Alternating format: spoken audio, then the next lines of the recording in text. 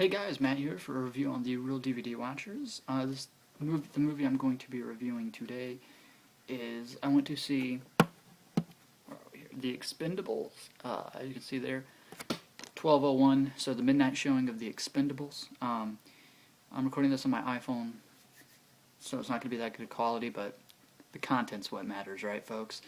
So I went to see The Expendables. Ever since I found out about this movie and the cast, it made me want to see it because you just got a huge amount of cool stars, action stars from the past 20 years coming through and being in this movie. Let's do a rundown. You got Sylvester Stallone, who was behind the camera also. I think he directed and maybe he wrote some of it. I'm not sure, but I definitely know he directed it. You got Sylvester Stallone and then Jason Statham. Those are the two main characters. Then you have Jet Li, Dolph Lundgren, who was awesome in this movie. He was my favorite character in this movie. Eric Roberts, Randy Couture from the UFC, he's actually one of my favorite UFC fighters. You got Steve Austin, David Zayas, who is Batista in Dexter, and if you haven't checked out Dexter, please do. Charisma Carpenter from Buffy and Angel, and Veronica Mars. She's in this for a little bit and plays Jason Statham's love interest. Who else? Gary Daniels, Terry Crews, Mickey Rourke. For cameos, we have Bruce Willis and Arnold Schwarzenegger. So you have a huge amount of big names in there from the past. They were going to try to get Steven Seagal in there. They tried to get Jean-Claude Van Damme in there. He passed it up. They tried to get Kurt Russell as well. He said he didn't want to do an ensemble piece right now. What a mistake that was. What the hell else is that guy doing anyway, right? They wanted Wesley Snipes to do Terry Crews' role, but he has tax problems and wasn't allowed to leave the U.S. Then they gave it to Forrest Whitaker, who had to turn it down to scheduling conflict, so finally it went to Terry Crews, which was, a pretty good choice. So anyway, if those stars aren't enough to draw your attention in to see the movie, basically what the Expendables are, they're a group of mercenaries, and they carry out missions for whoever can pay them tons of money, basically. They're also like a type of biker gang. That's where they draw their name from, the Expendables, or the Expendable. And so they're basically mercenaries. It opens up on a mission that they're trying to save some hostages, and we get to see some nice gruesome carnage there. It's not as gruesome, I don't think, as Rambo was, but there's still nice body decapitations, hand slicing, blood going everywhere, body disembowelments, stuff like that.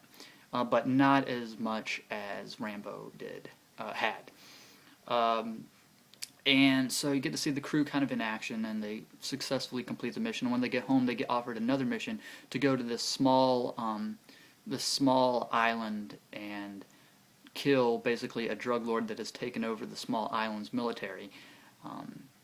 And so on reconnaissance, Sylvester Stallone and Jason Statham go on reconnaissance.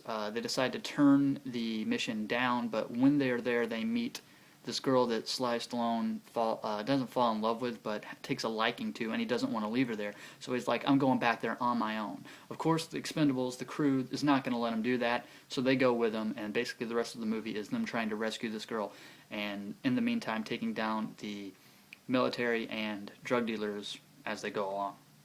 So, plot-wise, it's typical action movie. The plot brings nothing new to the table. So there's that, and the action scenes are cool. Surprisingly enough, each character gets like their own like little time to shine. No one gets overlooked. Like it's not just on Jason Statham or Sylvester Stallone the whole time. The other people get to get a little scene in, get their own little scenes of action fighting skills in.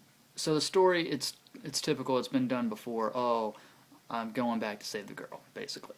And whoever gets in my way, goodbye. But there's some gruesome stuff, like my buddy Dolph Lundgren, he just goes ape shit. Really, he just takes people. He uses like a grenade launcher and like a shotgun are like his favorite thing. So he's just spraying. He's just blowing people up left and right. So but I do say go check out this movie just for the stars and the cameo appearances from Bruce Willis and Arnold Schwarzenegger.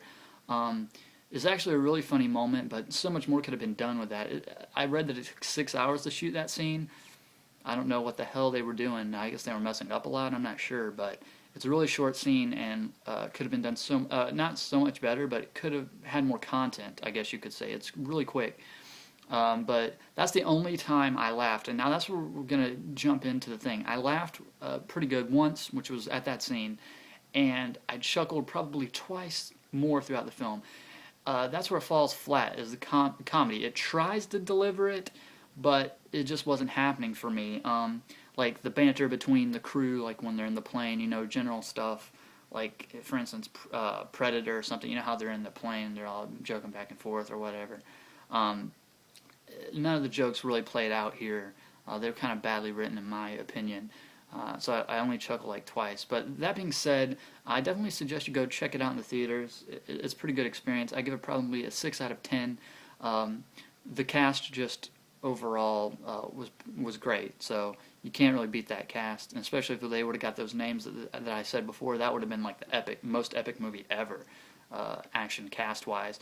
And Charisma Carpenter, I didn't even know she was in this until I saw her name in the credits, and she plays Jason Statham's love interest, and I don't know, she's just kind of thrown in there as like a side story that really doesn't get too much attention, but she is looking hot as ever, and she's looking cool.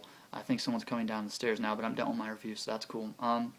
So yeah, 6 out of 10, definitely check it out once it's definitely worth it to see it in the theater. A low matinee, I guess you could say, and I'll probably be getting it when it comes out on Blu-ray.